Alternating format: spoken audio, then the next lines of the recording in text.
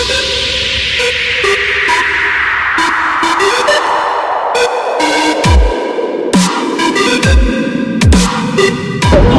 ini kesempatan pertama terkait dengan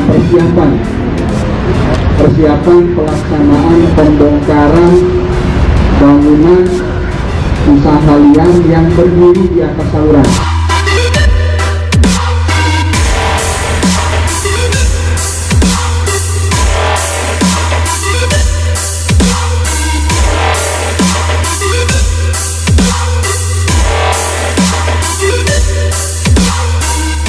Jadi kami sampaikan terkait dengan pembongkaran ini, seperti yang disampaikan oleh Kabid Pol PP tadi, ada 30 kios yang berada di daerah milik jalan, tempat yang dilarang untuk mendirikan dan melakukan aktivitas kegiatan usaha.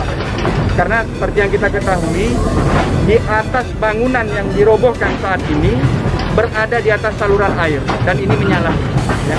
Akibatnya yang timbul selama bangunan ini masih beroperasi, pertama, normalisasi saluran air terhambat, yang kedua, kerusakan jalan karena tergenang akibat dari saluran yang tidak normal tadi, dan yang ketiga, kemacetan lalu lintas yang ditimbulkan.